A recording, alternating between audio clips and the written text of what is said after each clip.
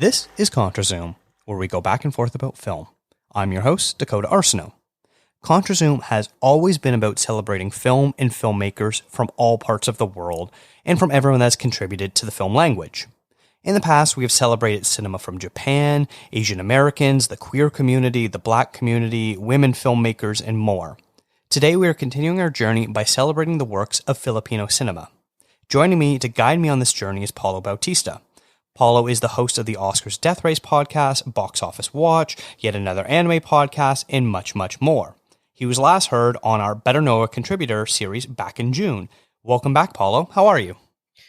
Hey, Dakota. It hasn't been that long, but glad to be back as always. Thanks for having me on. Of course. This is really exciting. We've been kind of discussing doing an episode on Filipino cinema for a while now. You had pitched me this a while back. You actually originally had pitched me doing an anime episode, and I think we eventually do want to get to that because it sort of follows up nicely.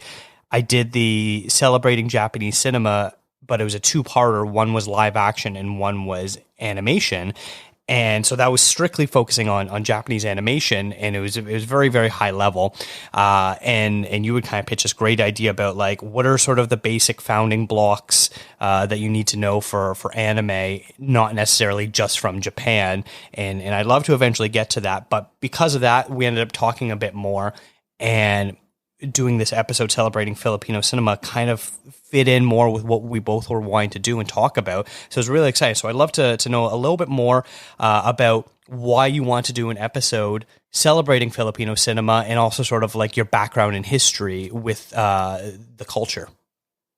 Yeah, so first off, I believe this episode's coming out early October, if I'm not mistaken. So happy Filipino American History Month, actually, everyone. So this is a national recognition in the United States, of course, of celebrating essentially the contributions of Filipinos to, America. But, Filipinos are actually kind of all over the world. Like if you've been in any hospital or on any cruise line, Filipinos are there.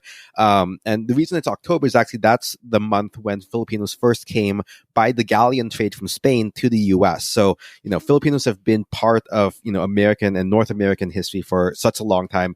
One of the films we'll talk about later, this also talks about Filipinos in Canada. So yeah, that's one of the reasons I wanted to pitch this. But, in looking at the films I wanted to look, I saw there was a lot about just Filipino cinema from the Philippines. Now, I consider myself what I call a 1.5 generation Filipino. So I was born here in the States when my dad was doing his residency as a doctor.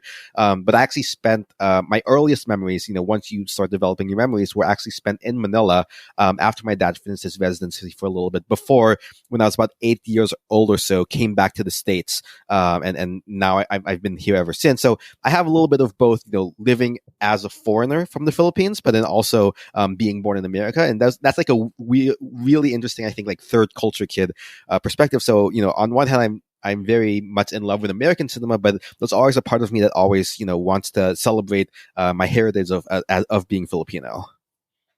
Interesting. And so you, I assume, grew up speaking Tagalog at home with your family, growing up in Filipino culture? So since I grew up here in the States, English is my first language. And then when we lived in the Philippines, I actually didn't pick up Tagalog that much because actually, we'll talk a little bit about the history of the Philippines. English is such a common part of the Filipino culture that there are a lot of people in the Philippines. Pretty much everyone knows how to speak English, at least in Manila and the major urban centers. So I didn't actually learn Tagalog until I came back to the States. My dad kind of realized, hey, you didn't pick up Tagalog. I'm going to teach you and your siblings Tagalog, basically. So while I won't say I'm like the most fluent, I do have like a working understanding. And my wife actually, she's from the Philippines directly, and so she also has kind of helped me keep my Filipino skills a little bit fresher. Oh, nice. That's good to hear then. Okay, well then I'm sort of curious, did you grow up watching Filipino movies or TV when you were, I guess because you spent time in Manila, you obviously were exposed to it then, but when you were living in America, was that something like Friday family night, movie nights, we watch a Filipino movie, or what was it like for you? It was more so the music than the movies, actually, right? So, I mean, again, a lot of the popular Filipino cinema kind of nowadays, I wouldn't say has the best reputation. It's a lot of, if you were to go to Filipino cinema now and you were to go to the box office and look for Filipino films, there are a lot of really campy films, and then also a lot of like B movies or films that are very much kind of like romances. A very popular thing in the Philippines is to have love teams where you have essentially an established actor and established actress who basically appear in every film together, and they're always like the main love couple, right? And so people become a fan of that particular love team, basically. So not only the things my parents were super excited to so me and my siblings growing up, what we did kind of grow up appreciating was kind of like Filipino music from the 70s, which we would listen to the cassette tapes back before MP3s and all that of Filipino music in the car, basically. So that's more so my inroads to Filipino cinema. But kind of now, as I've recently kind of as an adult, I've gone back and started, for example, like I go to Asian American film festivals here in the States, or Asian film festivals, and there was always if there was a Filipino film in the lineup, I would always go out of my way to try to see at least the Filipino film at the Asian film festivals. And obviously there's a huge history of, I think, Filipino cinema in general that I haven't really explored up until actually I started really doing the research for this podcast. Interesting. I know also on your shows and even just generally your online presence, you often like to highlight, Filipino contributions to cinema. So I know, like, during the Triangle of Sadness Awards run, you were huge into backing Dolly De Leon and supporting her and talking about her a lot. So it's been really interesting sort of seeing how you've been able to kind of connect these two sides of your personality, one, your cultural background, two, your love for cinema, and bring them together and really help to both educate and entertain people. Yeah, I mean, I just think that, it's filmmaking, I think, in general. I know in like a previous episode I said filmmaking is a business, but at the same time, right, like on the creative side, filmmaking is very personal, right? And if you can, I feel like films that bring the most authentic self of the filmmakers, be it the actors, the directors, or whoever else, their sensibilities, it makes for a more authentic film, and that you can more easily connect with. Or even if the central characters of the film are Filipino, if there is an authenticity to it, even if you're not Filipino, you can understand what they're trying to say. And I think that's the hallmark of a great film in general. Nice. Well, today we are going to be specifically talking about 3 movies that cover different parts of the Philippines' history and culture. But in order to also sort of set the stage for this, you've actually done a ton of research. You've sent me a document that's 9 pages long, and as you were saying before we start recording, you were wanting to add even more to it. We're not going to hit everything that you want to talk about today, but we are going to, preface these movies by what was going on geopolitically at the time in the Philippines, what was kind of going on in Filipino cinema, all this sort of stuff, and how it contextualizes these 3 movies that we're going to talk about. So I'm just going to shout them out right off the top, and then we're going to get into them more a little bit later. So I apologize, firstly, to you, Paulo, and to any Filipino listeners who might be listening. If you want to use the English translation, you can do that. I'm going to do that. It's more the names that I'm worried about. The 3 movies that we're going to be talking about today is Manilla in the Claws of Light from 1975, directed by Lino Brocka. Ma Rosa from 2016, directed by Brillante Mendoza. I hope that's correct. And yep. Islands from 2021, directed by Martin Idralin. Also hope that is correct. Yeah, close enough. That's good. Excellent. Please feel free to correct me anytime I mispronounce a name. I don't like doing that, but it's the Spanish influence on some of the names that kind of tripped me up a little bit there. Yeah, no worries. And, before we get started, right, I think, one, I want to give a shout out to some people who helped me in my research. Obviously, my wife and my parents, they kind of gave me some guidance on films to look at. My friend Alex Atienza from college, he's been on my podcast a couple of times, and he's also Filipino. We were in the Filipino Association together. He also gave me a lot of good insights. And then a couple of regulars from the Oscars Death Race Discord, Nibori Quiones, Flying Octopus, and some guy named James. They gave me a lot of guidance on films to include on. I'm going to give Dakota a big letterboxed list with about 100 or so films that kind of not we're not going to talk about all of them in this episode. I think it would be a good introduction to Filipino film, so to speak. And also, again, I think, like you brought this up, I think film is really good at capturing a moment in history, right? What are the concerns of that particular culture in general? It's partly why I'm really excited about the representation of Asian Americans in cinema recently, because it kind of is kind of showing how America, right, and Hollywood is becoming more diverse, and our culture is becoming more diverse. In the same way, I think the way I framed this episode for Dakota when I gave him the notes is that these three films kind of highlight just the evolution of the Philippines history in general, and a good snapshot and how things evolved. So, I think to start, right, I think a lot of way people describe the history of the Philippines as 300 years in a convent, 50 years in Hollywood, 3 years in hell before becoming a country, right? So, Philippines was colonized by Spain back in 1521 by Magellan, who attempted to circumnavigate the globe. There's actually a film coming out October 2nd called 1521. For some reason, starring Danny Trejo as Magellan.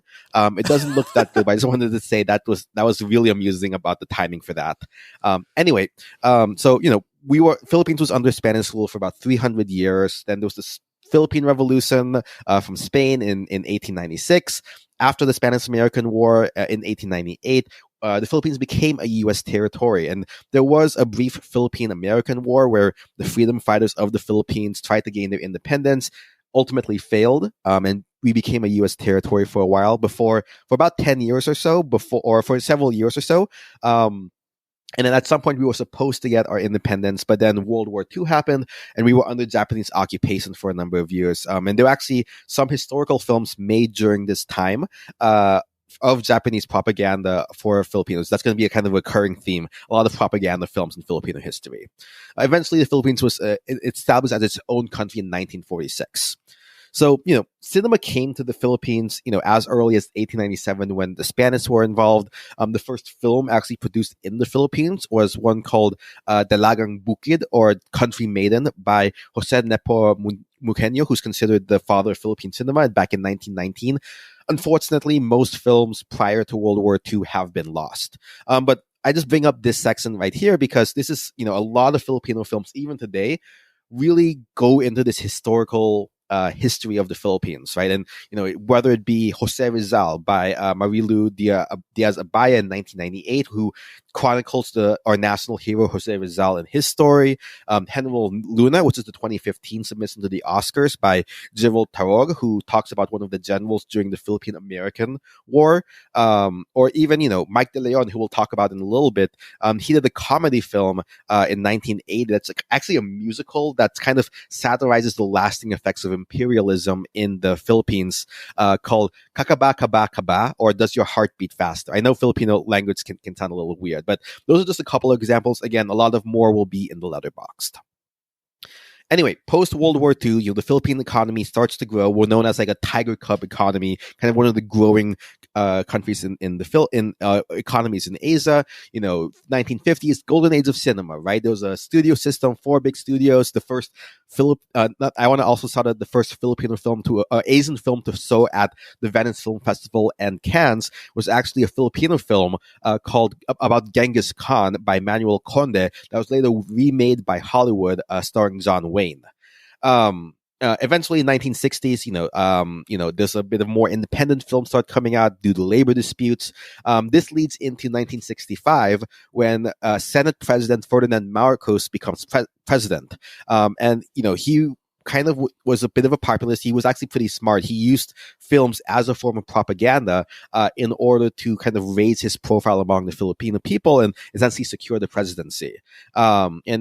One of the things he did was he helped establish a board of censors of motion pictures. Now, there's a lot of historical context into why there was opposition to Marcos. Cold War, anti-communist sentiment, and left versus leftist sentiment. But long story short, there was opposition to Marcos, which in his second term in 1972 led to him declaring martial law, which would last until 1981 officially, but he would stay in power until 1986. Now, the Marcos dictatorship is kind of infamous for numerous reasons. I mean, probably most popular in popular culture, it was his wife Imelda Marcos. She's probably most well known for having a lot of suits in her closet, but those suits came from misappropriating government funds. Beyond that, there are multiple human rights abuses during this time period, right? 3,000 known EKJs, or extrajudicial killings, 35,000 documented tortures, and 70,000 incarcerations. Many, political opponents, student activists, journalists, religious workers had to flee the Philippines and go overseas many of them here to the U.S., which is partly why there's such a big Filipino American presence here in the United States. In particular, right, his political opponent Ninoy Aquino was eventually assassinated when he came back to the country to run for some snap elections, ultimately leading to this peaceful people power protest that ended up having Marcos leaving the country. But this ultimately led to, during this time of martial law, this kind of this led to essentially economic downturn, right? Even though Marcos didn't really want to show this happening, in film, he wanted the Philippines to be a beautiful place. There was abject poverty in the Philippines. This kind of leads us nicely to our first film, Manila in the Claws of Light, or in Tagalog, Manila sa mga kukong na liwanag by Lino Broca. Eh, bata mo. Lumuwas nga ako rito sa Manila eh. Pati yata kasulok-sulok ng Manila, narating ko eh. Pinalugog kong buong Manila. Pero, wala si Ligaya. Yeah, this was an absolutely fascinating movie. I'm going to read the letterbox description of it so people are a bit more familiar with it. A young fisherman from a provincial village arrives in the capital on a quest to track down his girlfriend, who is lured there with the promise of work and hasn't been heard from since. In the meantime, he takes a low-wage job at a construction site and witnesses life on the streets, where death strikes without warning, corruption and exploitation are commonplace, and protests hint at escalating civil unrest. This is a huge highlight for me to being able to watch this. I was able to watch it on the Criterion channel, and it was absolutely stunning. It has a very naturalistic approach to the way the film is shot, where you can tell for the most part a lot of these people in this are not professional actors, which anytime you get a movie like this, which I would think of something like the Italian neo-realism movement, where you maybe have the lead actor who's a little bit more experienced, but everyone else is sort of like, oh, hey, we're going to get a construction worker to play a construction worker. We're going to get a prostitute to play a prostitute, sort of thing. So it's people drawing on these real-life experiences. And you can really tell that the people in this film knew exactly what kind of movie they were making. And it's one of those movies where you're watching it and you kind of at times feel like you have to watch it between the cracks of the fingers as you're covering your eyes, because you're just like, oh, I just feel like these characters are in danger at every step they go. But it features a absolutely phenomenal performance by an actor named Bembo Roca, who is playing the lead role, Julio, who's this young man who is living in poverty in order to find his girlfriend from his small island village. And it was just absolutely stunning. So I was really glad you recommended this one to me, Paulo. I don't know if you want to kind of give a bit more context to this movie before we dive deeper into it. Yeah, so, first off, the cinematography you mentioned is by that director I mentioned who did that film about imperialism, Mike De Leon. He's actually, I mentioned there was a studio system. He's actually descended from one of the founders of one of the big studios. And so he ended up, kind of going out on his own, making his own studio. And this is one of the first films he actually wanted to produce. And it came from an adaptation of a novel that was adapted into a screenplay. Kind of like it's a really interesting story. Like the screenplay writer went back to school at this Jesuit school, Ateneo in the Philippines. He was supposed to do this big project, but he finished his semester end project halfway through. So this screenplay was actually kind of like the second project he worked on that semester. But yeah, and then Lino Broca, he actually had previously worked worked on various, melodrama TV shows. Had a couple of failures because of disputes with the studios. Came back eventually, and this kind of like his attempt at one of his, not his first attempt, but an early attempt at being more socially minded, socially conscious. You can see that like near the end, there's a scene where there's like a rally against fascism, against capitalism, right? There's definitely a sense throughout the film of kind of like working class solidarity, right? And while this film wasn't specifically targeted by the Marcos administration for censorship, many of Walker's films in the future would be. And part of it was that because, again, I mentioned they wanted the Marcos dictatorship wanted to show, hey, Manila is a beautiful place. Manila is, is a thriving country, and this kind of runs counter to that, right? This counterculture of the 60s and 70s kind of is rampant throughout this film. It shows kind of like the gritty underbelly of it. I've heard people compare it to, say, Taxi Driver, for example. Walker would later go on to actually co-found Concerned Artists of the Philippines, which was an organization to help artists fight against martial law at the time. And then his next film, in Siang, would actually be the first Filipino film, about the Philippines shown at Cannes. And then his film after that, Jaguar, would become the first to compete for the Golden Palm, as well as his 1984 film Bayan Ko, which was again one of those that were censored by Marcos. And actually, this film was actually mentioned by Bong Joon-ho as one of his influences growing up. And also, Dolly De Leon did a feature for Letterboxd about 4 Filipino films to look for. This is one that he mentioned as well. Yeah, it was just absolutely stunning. As I already said, I found it was so interesting because this is such a critical film. It focuses on the working class, the lower class, people that are homeless, slums. This sort of covers everything, the corruption of the ruling class. So much interesting things are going on. When Julio, gets a job at this construction site, he's making less than everyone else is making because he's the new guy, and it's a way for him to be exploited. It's either you take less money or you get nothing at all. And then on top of that, when it's payday, the boss is actually writing down that he's paying his workers more than what he's actually giving out. I'm assuming it's to get subsidies from the government or something like that.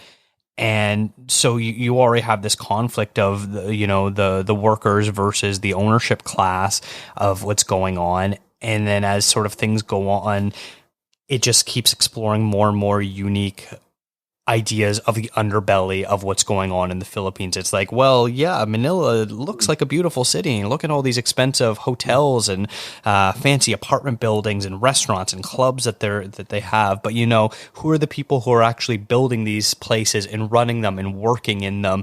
And it's all very gritty. The comparison to Taxi Driver, I think, is a very apt comparison. But yeah, it was so interesting. I think one other thing I want to kind of talk about is I was sort of surprised by the queerness of this movie. While I don't think, it's as politically correct as you'd probably want people to talk about things, I did think it was very interesting that there was an entire subsection when after Julio gets fired from his construction job, he ends up becoming friends with another young man who lets him live at his apartment, but he's actually a hustler, a male prostitute, however you wish to call it. And a call boy, yes. And he manages to convince Julio to come and work at the club that he works at. And tells him very explicitly what he does, but he's like, hey, we're not going to make you do anything. My boss is going to explain to you what you're going to do. If you don't want to do it, you can leave at any time. You're not trapped here. Nothing is wrong with it. But by the way, none of us are gay. And so it's very interesting that there was like that level of sort of internalized homophobia of like, we're going to sleep with men for money and all this sort of stuff. And not saying that all male sex workers are gay, because that is obviously not true. But I think there is an element of this is not masculine if we admit that we actually are gay. So it was very interesting. The queerness for quite a large section of this movie was so front and present. I was wondering if you kind of know anything about that aspect. Yeah. So one, I know actually that what we watched on the Criterion version is actually a restored version. And unfortunately, I believe the original cut had a longer section because that whole segment kind of ends somewhat abruptly in the version we saw. Unfortunately, I believe that the original cut had a longer version of that whole segment. But I think the film actually wasn't able to be restored for that section, unfortunately. But yeah, I mean, there is. The Philippines has a very interesting relationship with queerness, right? On one hand, we're 98% Catholic, right, which is normally against homosexuality, right? On the other hand, right, like if just in day to day life, there's a somewhat of a tacit acceptance of the existence of LGBT individuals within the within the Philippines, right? To the point where there's a whole subculture of like language that kind of influences the rest of culture within the Philippines as well, right? Other films we'll talk about in the future, bring this up as well. Some others I'll mention on the Letterboxd have very LGBT centric films. One I think of that's very recently is Lingua Franca by Isabel Sandoval, which actually recently came out, I believe, on Netflix. Deals with a trans immigrant here in the United States, and that it's something that's very prevalent throughout Filipino cinema, actually, despite nominally the country being not supporting of homosexuality. Yeah, I was just very surprised to sort of see the frankness of it all displayed on screen. And I'm guessing that Manila and the Claws of Light wasn't exactly a box office hit. It, anytime you have a social commentary movie like this, it's something that is either, a critical darling or a cult favorite or something like that, but it's probably not a huge money maker. So you're able to explore a bit more of maybe subversive ideas or things that go against the general population's thinking. And, you're not going to probably get as much pushback as you would if, it was whatever is the highest grossing movie sort of thing, whatever that target audience is. Yeah, I actually don't know what the box office for this was. I can tell you, right, like at the Filipino version of the Academy, this one actually did win Best Picture, Best Director, Best Screenplay, Best Cinematography, Best Actor, and Best Supporting Actor in 1976. So this was very well received critically. I believe this is actually the only film from the Philippines that appears in the book 1001 Movies You Must See Before You Die. Right. So this is, again, like you said, very critically well received. I mean, this is a film that appears constantly throughout the list of top cinema from the Philippines. My parents knew about it before when I asked them about it, they're like, oh yeah, we totally know about that film. Right. So this was at least it's kind of seen as like the de facto portrayal of poverty in the mid 70s at the beginning of the martial law period. So while this doesn't necessarily explicitly call out the martial law period, this does kind of, show the effects of the poverty on the people at the time. If there is one criticism of the film, it's probably the fact that it's somewhat heavy-handed with a bit of racism against using the stereotypes of Chinese Filipinos within the country. The stereotypes of Chinese within the Philippines being all rich and kind of unsavory, which is unfortunate, but I think was again a product of its time. Yeah, that was definitely something I noted as well, where we only get a few Chinese Filipino characters in this film, and none of them are portrayed in any sort of positive light. Then again, this movie is like 2 hours long. It explores like 20 different themes. There's only probably so much you can fit into a movie without completely derailing whatever message you're trying to get, even if at times it seems a little heavy-handed or maybe not fully well-rounded. The last thing I kind of say about this is man, this has a gut punch of an ending where this is not you're watching this whole movie, you're not expecting it to be an uplifting movie, but you're at least maybe hoping for at least some semblance of a happy ending, and you do not get the happy Hollywood ending in this film.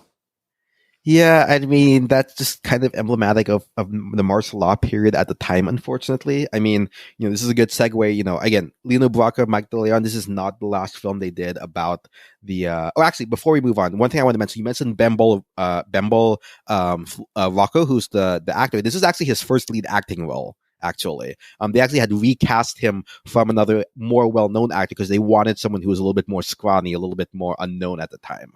So yeah, I just wanted to mention that since you brought it up. But yeah, like I said, Lino Brocka, Mike De Leon, they went on to do a lot of other films.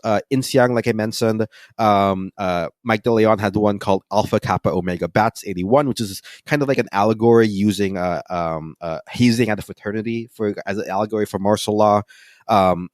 I mentioned Marilu Diaz-Abaya, who did Jose Rizal. He did a film called Moral 1982, which is a coming of age film, focused on martial law, specifically from a woman's perspective. Chito Esronio from 2002 made a film called Decada 70s, which my cousin actually mentioned as a martial law film that he watched. This was actually the 2003 submission to the Oscars.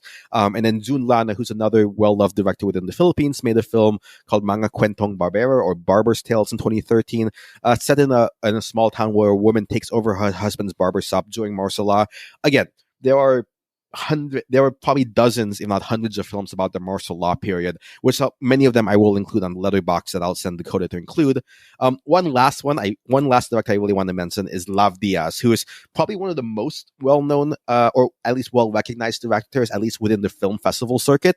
He's known for having multi-hour-long films, like 4 hours, 6 hour long films. Probably the most epic of his is a film called Evolution ng Isang Pamilyang Pilipino, or The Evolution of a Filipino Family, from 2004. This is a 10-hour film. That's right, 10 hours filmed over the course of 10 years about the impact of martial law on one family. I haven't seen it, of course, just because that's way too long for now. But I'm pretty sure Dakota's pretty good. I didn't make him watch it for this episode as well. 100%. Just make it a mini series at that point. You don't need to make it a 10-hour movie. Yeah, I mean, it does have the record for one of the longest films of all time. But yeah, he has multiple films like in the 4-hour range, many of them dealing with the martial law period. Wow, that's incredible. All right, cool. I can't recommend this movie highly enough. If you subscribe to the Criterion channel, definitely check it out. If you like stuff like Taxi Driver or Italian neorealism, it's really got those vibes going there, where it's exploring the underbelly of big cities. Really fantastic stuff. So, Paulo, if you want to kind of lead us towards what our next movie is and what was going on in the Philippines. Yeah, so now, I want to backtrack real quick. So why are these films about martial law important? If you've been following recent events in the Philippines, you'll actually know, for some reason, and this is kind of like where my politics on the Philippines comes out a little bit. For some reason, Ferdinand Marcos Sr.'s son, Ferdinand Marcos Jr., known as Bongbong, he's currently the president of the Philippines right now. And a lot of this can actually be attributed to revisionist history of the Marcos period by pro-Marcos supporters, including the most recent president, Duterte, who we'll talk about more in a second. This is fake news on social media. Textbooks are being printed with revisionist history and martial law. There's like a whole law, I think, movement in Congress right now in the Philippines to like push education books that talk about the economic benefits of martial law. Think about how Florida is putting out videos saying, "Oh, slavery has good sides for the slaves," right? And I mean, this guy Bongbong didn't even show up to the presidential debates in the most recent election, and he still won, right? And part of this is why is this the case? And there was a bit of a controversy where during Rodrigo Duterte's presidency, he actually reinterred Marcos Sr.'s remains into the Cemetery of Heroes, essentially like our the Philippines equivalent of Arlington National Ceremony, which is meant for heroes, right? And in response to the controversy of, hey, there are all these victims of martial law at this time who suffered, the thousands of people who were killed or tortured or kidnapped, like this is like an offense to them. Duterte has this quote: "Whether or not he performed worse or better, there's no study, no movie about it, just the challenges and allegations of the other side." And I think that's where these films could become important. These films become important because they capture that these things did in fact happen, that this history did in fact happen. And despite the best efforts of his supporters, this should not and cannot be forgotten, right? And that's why I think these films are really important. So with that, right, we turn then to kind of like the history from there. So after Marcos, we overthrew Marcos. Hooray! People power. Cory Aquino became president. Her son will later become president. There was a movie star who became president, but then became impeached. And then there's a vice president who happens to be the daughter of the president who preceded Marcos. So a lot of political dynasties in the Philippines. And anyway, in 2016, an outsider from this political dynasty comes in named Rodrigo Duterte comes in, and he has a foul mouth. He promises to have a very tough on drugs approach, have a lot of machismo, right? Again, if you follow kind of like world politics at the time, he may have another resemblance to another world leader who rose to power in 2016 or so. Anyway, one of his promises was that in the 6 months after he became president, he would eliminate drugs from the country by killing tens of thousands of criminals in the country.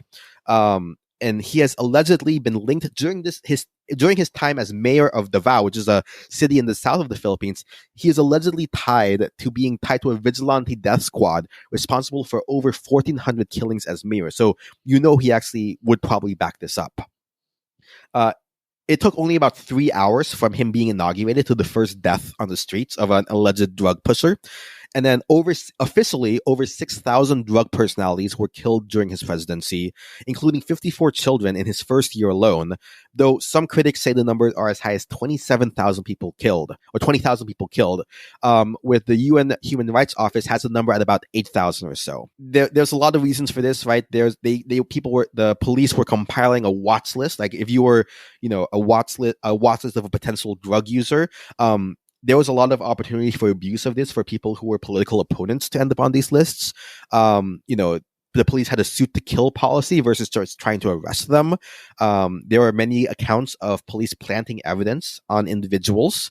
And some people see this as an attempt to distract from the domestic issues of poverty, again, that were actually driving the people to drugs, as opposed to focusing on drugs as opposed to the underlying root of poverty, right? And we know how the war on drugs worked out here in the US, so not as surprising this didn't work on there. And kind of further to that, right? Duterte had another certain president who got elected around the same time, a very tense relationship with the media. He suspended the broadcasting license of one of the biggest media networks, ABS-CBN, due to critical coverage of his administration.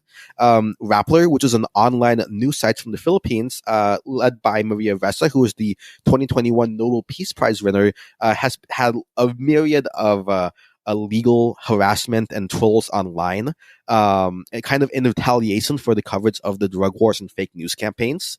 And by the end of 2020, 19 journalists had been killed and at least 171 cases of journalists being threatened or attacked, according to the Center of Media and Freedom and Responsibility. So now this next film we're going to talk about, Ma Rosa, I actually had submitted it to Dakota to look at because it's kind of known as kind of like a portrayal of poverty in the Philippines, again, like Manila and the Clouds of Light, but just several decades later. We'll talk about the director in a little bit, but Dakota, why don't you tee us up about Ma Rosa? Para matapos ito, 200,000.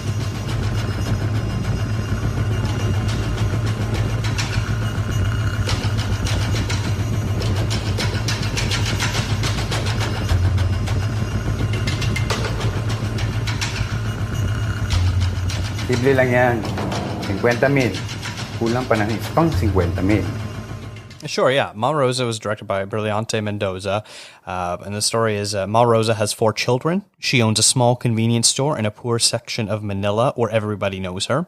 To make ends meet, Rosa and her husband Nestor resell small amounts of narcotics on the side. One day they get arrested. Rosa's children are ready to do anything to buy their parents' freedom from the corrupt police. So I sort of view this movie as sort of two halves. So the first half of this movie is we're setting up that Rosa and her family are sort of fixtures in their community. It's kind of like an alleyway community where cars aren't really going down that way. They try to get a cab to go to their home, and the cab driver won't turn down the alleyway because it's too difficult to navigate through it. And everyone she passes by knows her. They either owe her money or they're asking her if they can buy drugs, or she just asks for people for help. So very well-connected family in this neighborhood. And they have a small convenience store, and they sell ice, otherwise known as methamphetamine, and very, very small amounts. It seems like it's more of a pick-me-up high rather than a full-on, drug users, drug addicts, buying large amounts or sort of thing like that. And they get raided and both Rosa and Nestor get arrested and brought to the police station. And when they're there, basically the police are like, well, you've got two options here. You have enough drugs on here to go to jail with no bail, and you'll be in jail for a very long time. Who knows when or if you'll ever get out. Or you can pay us money, and you can pay us 100,000 pesos. And which was very interesting, because assuming that the movie took place in real time, that like it came out in 2016, if it took place then, it basically would have worked out to being $1,300 US. So not a huge sum of money, but if you're very poor, that is a lot. So while they're in the police station trying to figure out how they can come up with the money, and maybe they'll flip on someone, so they flip on their drug dealer or stuff like that.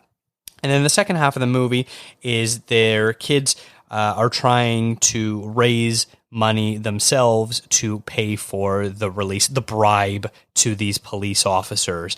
And so they're going around, they're trying to sell a TV. They're trying to collect money from people that they know, trying to see if they could borrow money from other friends and family. Unfortunately, continuing the theme of Manilla and the Claws of Light, of having to turn to prostitution in order to make things meet. One of the sons also does engage in that, where he becomes a call boy for one guy that he knows. An older gentleman brings him to a hotel where he exchanges sex for money, basically. So yeah, you've got these two very separate sort of portions. One's taking place in the police station, and one is on the streets of Manila, where the kids are kind of racing around to raise the funds to get their parents released, and seeing what they could do. But it's not surprising, knowing what I know politically about the Philippines, of, rampant corruption and stuff like that, and especially in the police department, about how organized it all seemed. This is another movie that felt very naturalistic and realistic, like Manilla and the Claws of Light, where I could have sworn that this was a documentary that we were watching at times. It felt that realistic, handheld vibe to it. But it was one that I liked the ideas and the concept more than I liked the movie itself. I don't know if you're in the same boat or not, but it's one I liked but didn't love.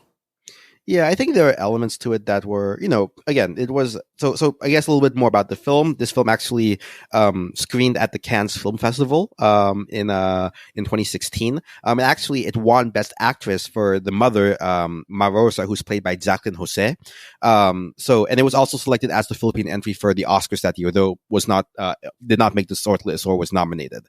But in any case, right? So yeah, I mean, this is kind of continuing a trend of showing the poverty in the Philippines, to a degree where, a lot of Filipino films kind of get criticized to some degree of being poverty porn to some degree. In fact, there's a film from 2011, The Woman in the Septic Tank, which kind of lampshades this by being about filmmakers who want to get an Oscar film. So they make a film about a woman living in a septic tank, which in itself was the 2011 submission to the Oscars. But anyway, yeah, that's a whole thing. But yeah, I mean, this does have a lot of things. I think it doesn't quite get to the it doesn't quite get to the narrative, I guess, cohesiveness of say other films. But I do agree, like kind of the handheld shaky camera, the minimal use of score to it really helps. And a couple themes here that stand out to me, right? One, obviously, is the fact that, hey, this is a film where that shows kind of like the organized corruption within the police. Kind of, again, even though this isn't explicitly about Duterte's regime, this actually precedes his election, right? It was finished before his election, but it's just kind of shows, right? Like the situation is rife for corruption that happened within the police and within law enforcement, right? Especially how it beats down on the poor ones who are not able to afford the bribes and so on. I mean, frankly speaking, in the Philippines, like bribery is literally everywhere, from traffic cops to much higher up, right? So that tracks very realistically. Another theme I think that's not quite as explicit, but I think is very common without Filipino films is family, right? People doing things for their family. You get the sense that, Marosa, why is he selling ice? It's because he wants to make ends meet for her families. He has a daughter in college, and then when they're in jail, right? what do their siblings do? The siblings go to extreme ends to help their family, right? They have an aunt, a tita, who, Marosa does not want to take money from because there's some beef there. But despite the harsh words that this aunt or the sister has for her, she does end up giving her niece money to help bail out Marosa. And then ultimately, right, a bit of a spoiler, the reason that they were raided was because one of the friends of the brother, his brother, right, so was actually detained by the police, and they flipped on Marosa. So again, it's all about Filipinos being very closely tied to their family. I think that's another recurrent theme throughout this film and many other Filipino films as well, the importance of family. I did really like the performances. They were so naturalistic feeling. So I was not surprised to learn that Jacqueline Jose did win Best Actress at Cannes because she is quite incredible of what she does. I'll say it's sort of interesting because, when Duterte came to power and, we're hearing all these stories about how police now have a license to kill anyone who is suspected of being a drug pusher or drug user. It sort of sets off so many alarm bells where, you think back to the US of something like calling someone a communist in the 1940s and 50s was basically just a death sentence for that person, where it sort of seems similar, where it's like, all you need to do is accuse someone of being a drug pusher or a drug user. And it's like, well, that person has no life anymore. They're going to be ostracized from their community and family. They're going to be targeted and harassed by police and law enforcement, if not worse. And then you're hearing stories about how Duterte personally would push people out of helicopters to kill them and all that sort of stuff. So it was interesting in the fact that watching this, you sort of knew exactly what you were getting into. But I was surprised that, other than the fact that the police did assault the drug dealer that they flipped on and brought in, I thought there would be more violence towards these people from the hands of police than there actually was. Yeah, again, I think that's partly because this was made technically right before Duterte took office, and I think his words kind of inflamed that to some degree. But yeah, I mean, again, this kind of shows and I think one other thing you brought up, right? Like, this film doesn't necessarily, it doesn't bedevil or it doesn't demonize the people who do use or sell drugs, right? It kind of accepts that, hey, this is just a part of life. This is just a part of the way they go on about their daily life. And it's kind of this twisted ecosystem within that underbelly of the city of somebody has to turn on someone else, to turn on someone else, to turn on somebody else to feed the police, basically. Yeah, it seems like it's a non-stop thing because Rosa and her family were turned in by someone that they know, their brother's best friend, and then they turned on their drug dealer, and I presume that their drug dealer also probably gave up some names too of maybe people he sells to, and it's just going to be this never-ending loop of a way for the police to sort of feed their corruption. And they the first thing they do when they bring them to the police station is they go through their wallet, take out all their cash, and send this kid that works for them and says, hey, go buy us some chicken and beer, we're here to celebrate now. And it's like, what sort of public service are the police supposed to do when they're more concerned about just fattening themselves with some chicken and beer when they're arresting people? Yeah, and I think this is an interesting. I'll bring this up now. This is kind of interesting. So again, I initially bought this film because in my initial research, this was kind of lauded as like the portrayal of kind of like Duterte period poverty.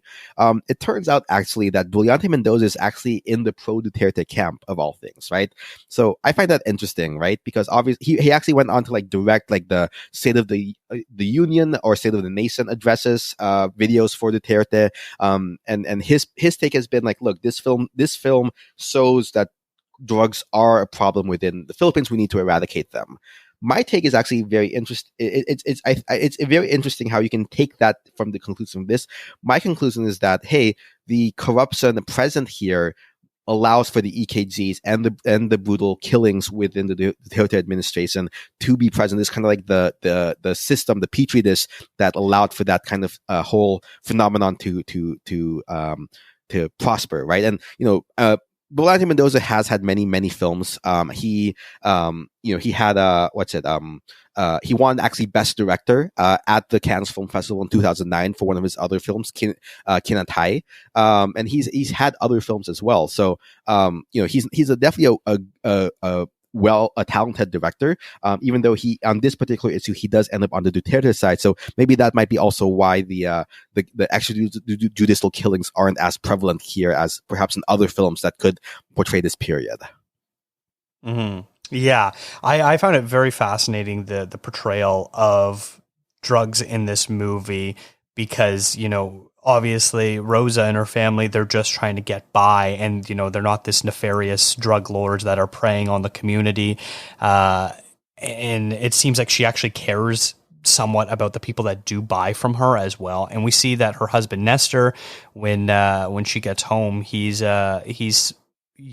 smoking the meth, and he's like, oh, it's my birthday tomorrow, don't be mad at me today.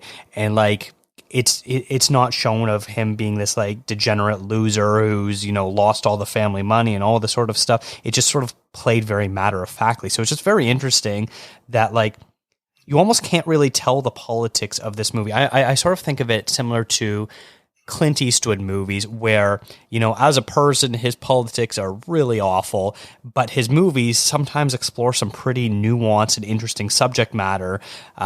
And I'm guessing this is sort of where like Mendoza with his political leanings sort of bring into it, where he's able to make a very interesting, objective piece of art, even if he doesn't necessarily share the same values or political leanings as the characters in the film do. Yeah, for sure. I do want to bring up a couple other films since after learning about Mendoza, I'm like, well, I can't have a film. I can't have a film represent the Duterte period that is by somebody who is pro Duterte, at least for me personally. So I do want to bring a couple more films. There are a couple of documentaries. I mentioned Maria Ressa and Rappler, and kind of the whole harassment of them for being the news that Duterte doesn't like. There's a great documentary. It's actually free on YouTube from PBS called 1,000 Cuts, referencing a quote from her saying that, hey, this is how democracy dies. 1,000 small cuts before democracy goes away, which kind of in the modern world in a post 45 era, kind of is a little scary to think about how it's actually happening here again. That's more on the journalism side of things. More, if you want more on the EJKs and the more and the impact of that on the poor, there's a documentary called Aswang from 2019 by Alex Ayn Arumpak. Aswang is a Filipino mythological vampire who kills people in the night. So that's kind of like where that comes in. Eric Mati, who had a film that was submitted for the Oscars recently on the job. He has another film called Buy Bust from 2018. Jun Lana, who I mentioned before, has a film called Big Night, which is a film about somebody trying to get their name off of one of these red lists, these watch lists of people who might be taken in for drugs. And then I personally saw a film in 2017 called Respeto by Alberto Monteros, which uses hip hop and battle rap as kind of like an allegory for both the Marcos and the Duterte periods of dictatorship. Nice. Okay. Well, those are excellent suggestions. So I'm glad that there's some alternatives to. I totally understand the idea of us discussing a movie that is made by a pro-Duterte person.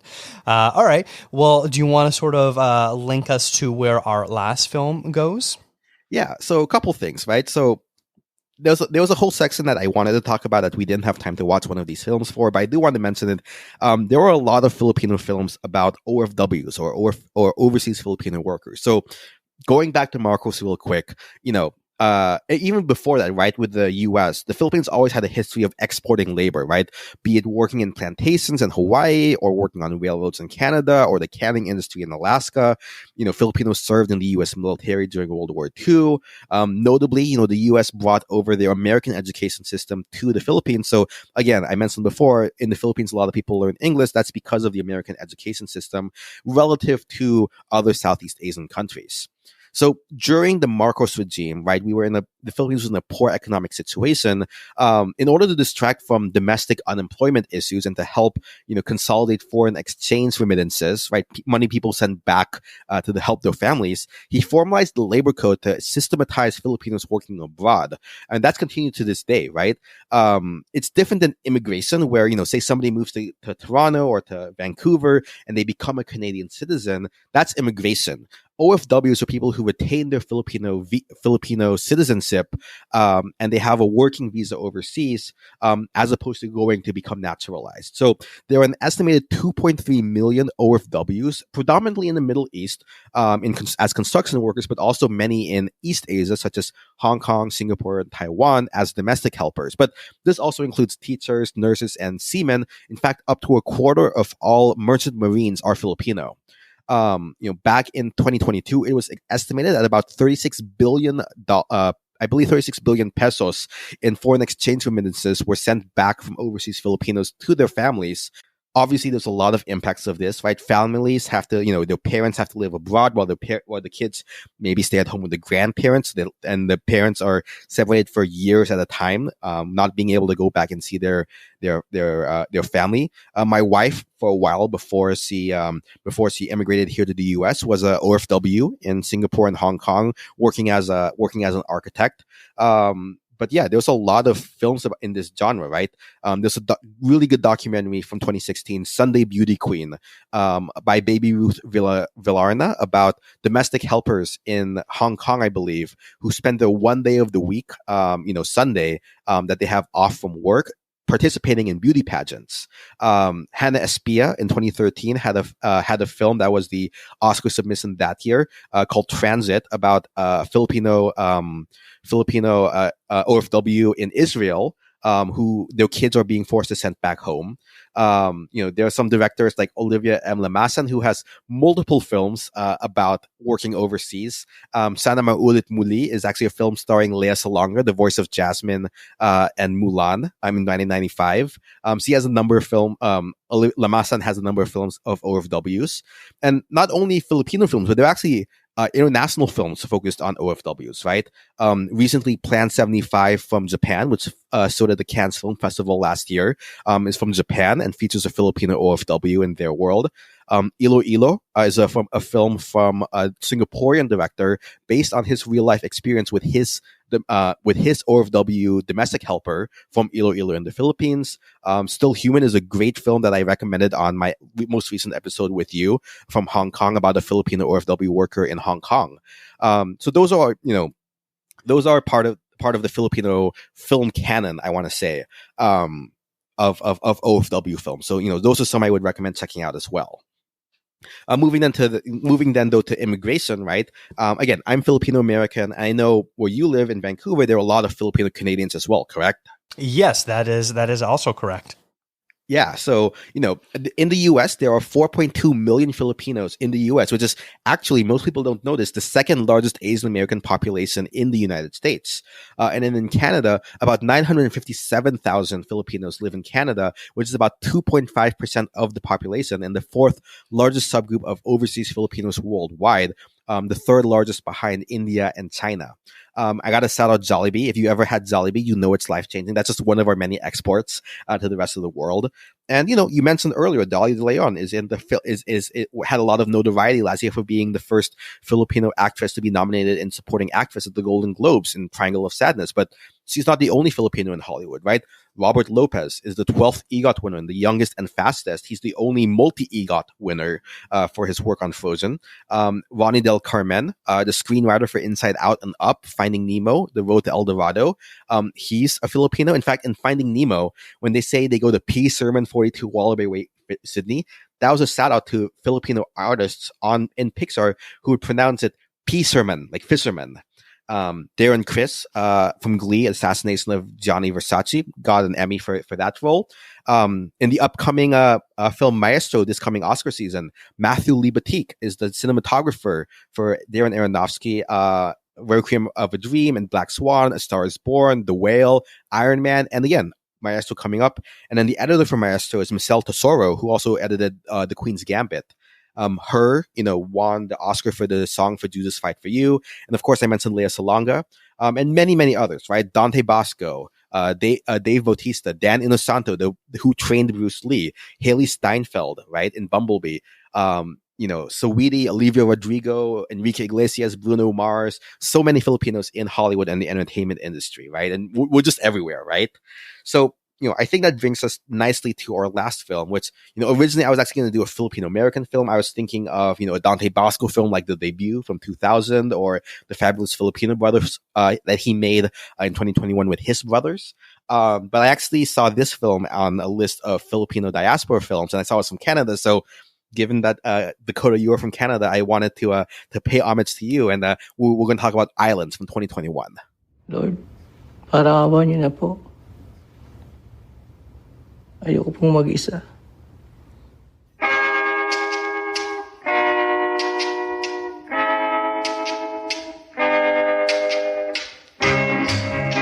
Yeah, so as you said, came out in 2021.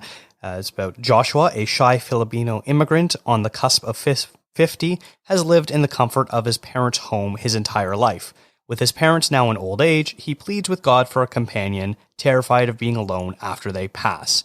So it's funny, this is actually going to be the third podcast that this movie has come up on.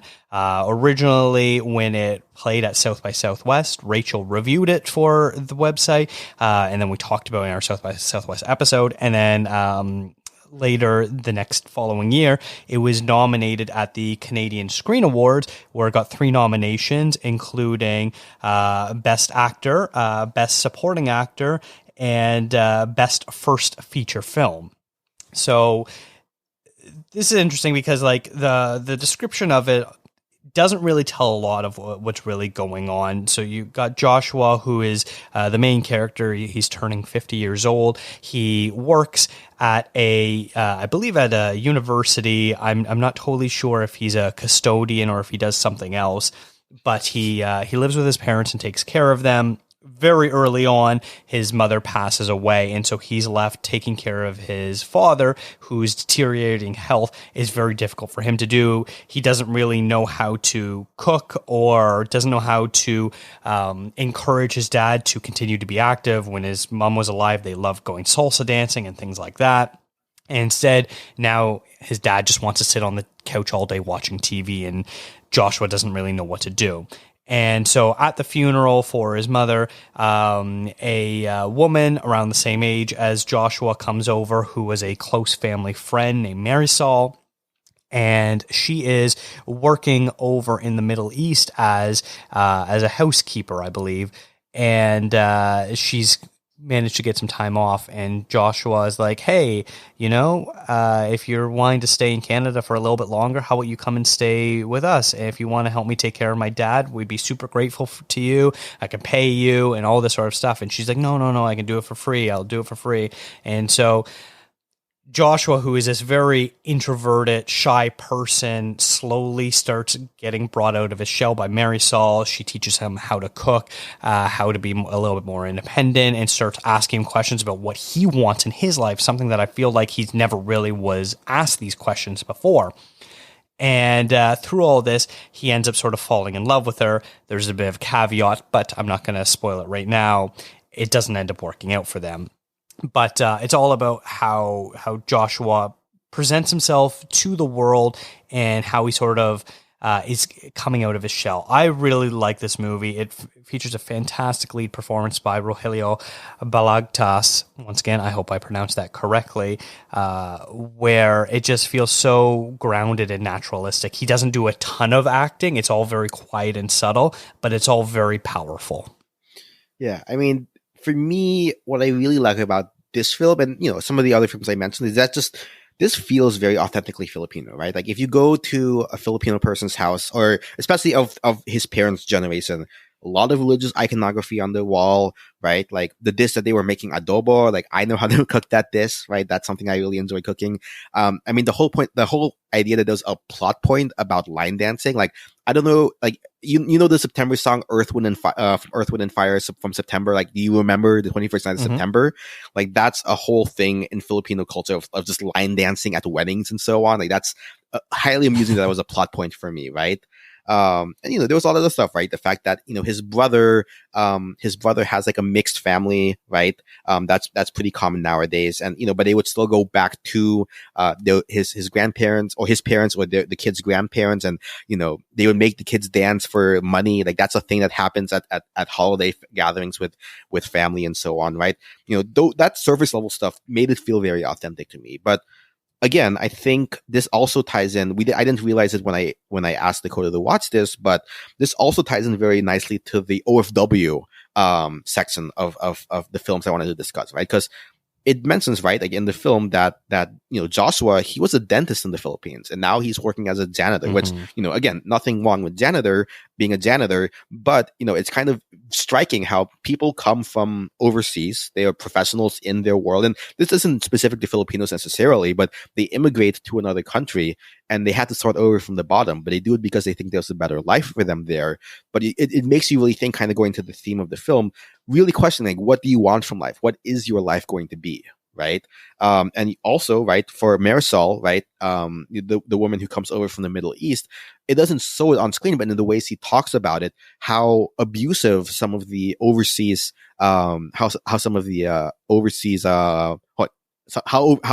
abusive some of the overseas, setups can be, right? Her passport is withheld from her. She's basically a slave, and she's abused or threatened to be abused by her employer, right? That's some of the realities of OFWs working today. Yeah, I know you kind of talked about how OFWs isn't necessarily one profession or another. I know, like, when the Qatar World Cup was happening a couple of years ago, and there's stories about how OFWs were being used as construction workers, and literally hundreds of them died due to unsafe working conditions, and I know a good chunk of them were Filipino as well. So it's a very common story that sadly we see in a lot of parts of the world, where sometimes you get the different ends of the spectrum of Marisol, who is basically more or less a indentured slave in her the home that she works for, versus Joshua, who came as a dentist, but because he would have had to literally go back to school for a whole bunch of years, get completely recertified, start from the bottom, work his way up, join a different practice. I don't really know what his backstory was when he was in the Philippines, but we're led to believe that he was a successful dentist, which means he probably owned his own practice, things like that. And here, it just would have been way too much work, which is a huge issue, I know, with a whole bunch of people in the medical community. Doesn't matter where in the world you sort of come from. If you immigrate to North America, you're not certified. You have to redo all of your school and training and residency and all that stuff all over again. That's what happened with my dad, right? Like, my dad, he didn't have to go to medical school again, thankfully, but he had already done his residency in the Philippines. He had to redo it again here in the States, and that's how I was born here in the States, right?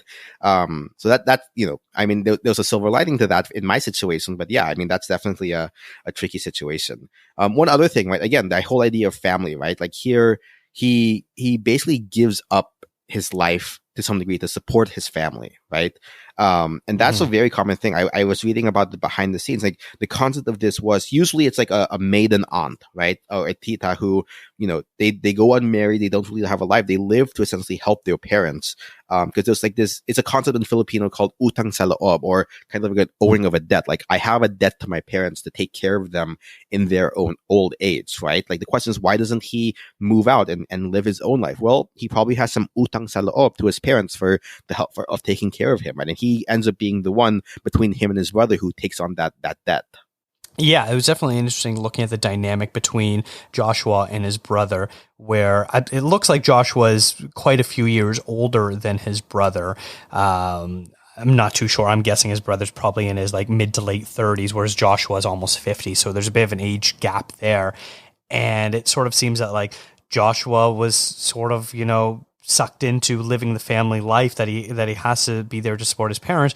Where his younger brother comes along, he was sort of able to do his own thing, and probably, I don't know when they would have moved to Canada, definitely as an adult for Joshua, maybe a bit younger when his brother immigrated, and so he was able to maybe be a bit more Canadian and rebel against his parents in that sense. That was sort of the sense I was getting from his character, even so much as, you know, marrying a white woman and having a mixed family in that regard, where obviously we don't sort of see any real prejudice towards his brother or his wife and their kids, but you definitely assume that there's probably still some sort of separation at times going on. You know, his wife doesn't speak Tagalog, so Yeah, or the kids are like, I don't. The kids, I think, at one of the dinner scenes are like, "Ew, what is this?" It's like, "Don't worry, we'll give you macaroni and cheese later," or something like that, right? Yes, yeah.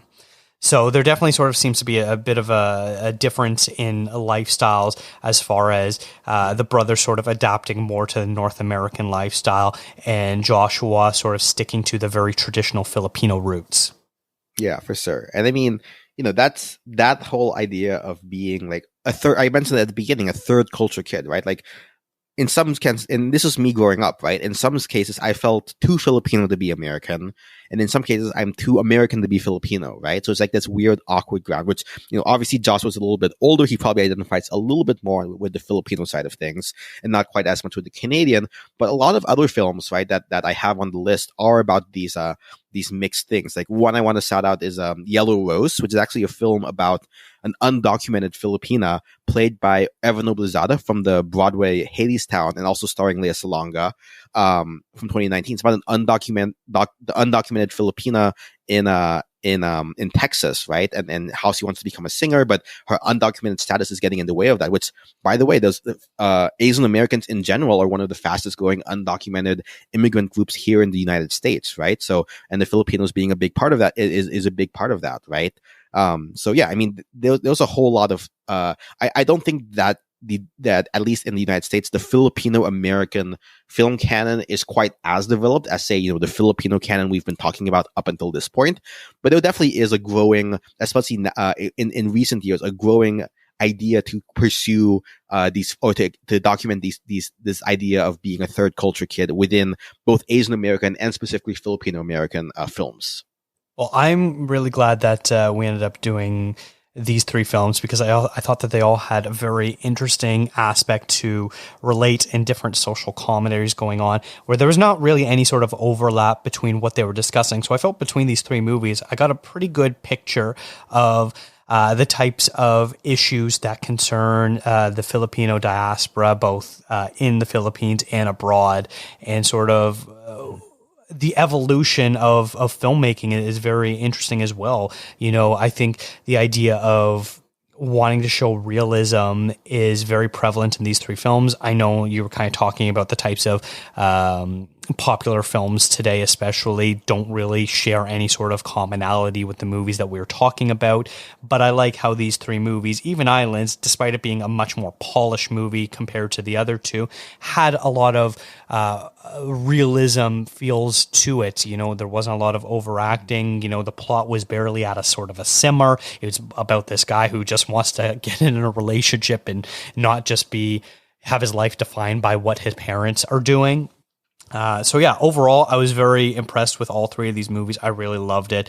But yeah, if you have anything else you want to kind of add to the topic of these movies and the history of Filipino cinema, please go ahead. Yeah, I mean, we mentioned there are a couple of films and directors I want to call out that I didn't have a time space to fit in. I mean, we mentioned Lino Broca, Lav Diaz, Mike De Leon as directors, Jun Lana, Eric Mati, Chito Esronio, as some other directors who had other films. Again, their films will be on the Letterboxd list. Some other names I didn't get to mention. Ismael Bernal has a really good film, 1982 Himala, as well as the 1998 film Milagros, which is the Oscar submission for the Philippines that year. And then Gil Portes is another pretty good director as well. Some notable actors and actresses you might want to look out if you're curious. Nora Anor, actually in Manila in the Cause of Light, there's this one actor who wants to be a singer, and he's reading he's singing from a book. On the book is Nora Anor, who's known as the Grand Dame of Philippine cinema. She's been working in the industry for I think over 50 or 60 years at this point. So she has a very long career. Vilma Santos is known as one of the most successful Filipino actresses. She actually now serves in government. John Arcilla is probably one of the most well-known actors. And then some other specific films, right? Birdsong from 2017. I want to shout out. I saw it at the New York Asian Film Fest, directed by Mikhail Red. It's a film that was also the Oscar submission. That was a film about the Philippine eagle and some poachers. And then I know 3 films that recently on Letterboxd have been blowing up. Ode to Nothing from 2018 and Cleaners from 2019 showed up on the 2022 mid-year film. The mid-year film report from Letterboxd as 2 of the outstanding films. And I know last year from Sundance, Leonor Will Never Die, which is a little bit less realistic, a little bit more fantastical. But that was a film that got a lot of people that got a lot of praise at Sundance as well. That's one I want to shout out as well. So again, I have a huge Letterboxd list. I'm probably going to add more films to that list than I already have on there. So it's one part a primer for Filipino films to look out for, but also kind of my own personal aspirational journey into Filipino cinema as well. Well, speaking of Leonor Will Never Die, I know on last week's show we had Jeff Bulmer. He saw that movie at TIFF last year, I believe, and absolutely floored him and was one of his favorite movies of the festival that he saw. So you'll definitely find a friend with him for Leonor Will Never Die.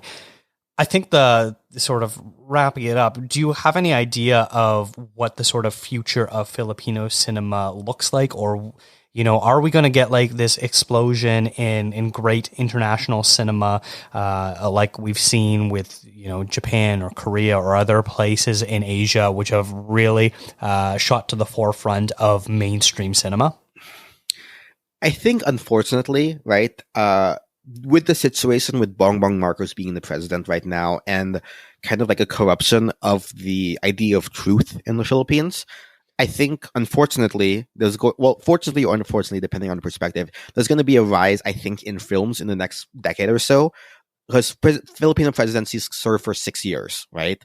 You know, fun fact, Duterte's daughter, Sarah, is the vice president right now, right? So who knows? They may be trying to start a new political dynasty for however many years, right? I suspect there will be, and I hope there will be a resistance against the dictatorship or the growing dictatorship and the corrosion of democracy in the Philippines, both in action on the ground, but also through the cinema, right? In the same way we saw a explosion of films during the Marcos area protesting martial law there. I hope we see filmmakers in the Philippines standing up for the truth, and never, especially never letting the injustices of the martial law period go forgotten. You know, there was a bit of a showdown actually, I believe last year, where this one film called Katips, short for Katipunan, which was the freedom fighter of the Philippines, went head to head in the box office against a film produced by Marcos's sister, Amy Marcos, who's also a congressperson, you know, called Made in Malacanang, which is supposed to be a more generous perspective on the Marcos in their last days before they had to flee from people power, right? There was a head-to-head. This is not a put-away issue. This is an issue that will continue on. And, you know, I hope I pray the filmmakers will continue on speaking the truth and making sure that the injustices of the past aren't forgotten. Well, that's all phenomenal stuff. I know you mentioned it several times. I'm going to show it one more time in the show notes. I'm going to have a link to a Letterboxd list for all the movies that Paulo has mentioned, including the 3 we reviewed, and a whole bunch more that he didn't end up mentioning as well. It's a very thorough and exhaustive list. And so if you're interested in the stuff we're talking about today, definitely check that out. I really hope through all of this that any other Filipino listeners appreciate what you have put together here today, Paulo, and that I know we trying to cover a lot. The entire history of a country is very difficult to do, especially in less than an hour and a half. But I learned a lot today, and I learned a lot from you. So, Paulo, thank you so much for coming on and sharing your backstory, sharing your history, and teaching me and everyone that is listening to this today about the history of Filipino cinema. Thank you for giving me the chance, Dakota. This is something I'm really excited about. And, who knows, there may be another podcast in my future where I work through that backlog and work through the history of Filipino cinema. So we'll see. Nice. That's very exciting. All right. Well, then, Paulo, where can people find you? What are you working on these days? All that great stuff. Yeah. So, as you mentioned, I'm on the Oscars Death Race podcast, still on hiatus, though, with most of the major film festivals done. I actually am planning on recording this week an episode with John from Red Carpet Rosters, going over kind of like who are the front runners in the Oscars race coming up. So if you're planning your fall movie watching schedule, that'll be a good episode for you to check out for what films you can expect. Actually, excitingly, I was actually able to get some tickets for the New York Film Festival, including the U.S. debut of The Boy and the Heron, among some other films, Evil Will Never Die, The Taste of Things, and a couple others. So, those are films I'm going to be watching, and, we'll see, Dakota. We'll see. I may send you an audio clip or something, or maybe write something up for ContraZoom Pod website, reviewing some of those films for you. So I'm looking forward to that. And then, now with the writer strikes being done, I won't feel as guilty. So I might actually hopefully come back soon with the Box Office Watch podcast, talking about the movies and how much money movies make and why. So, Oscars Death Race podcast, New York Film Festival reviews, and Box Office Watch. So yeah, definitely looking forward to that. Fantastic. Yeah, I'll make sure to link to all of your shows in the show notes, as I always do. And yeah, hopefully we get to see some great New York Film Festival content from you as well. I'm very excited for you getting to see all those great movies. This has been a That Shelf podcast. Visit thatshelf.com for more great film discourse. Follow the show on Instagram, Twitter, and Threads at contrazoompod. What are your favorite Filipino films? Send an email to contrazoompod@gmail.com. Thank you to Eric and Kevin Smale for the theme music, and to Stephanie Pryor for the logo design. If you like to listen to podcasts on YouTube, we do post all episodes there as well. And if you really like the show, consider tipping us on coffee. Thanks for checking us out.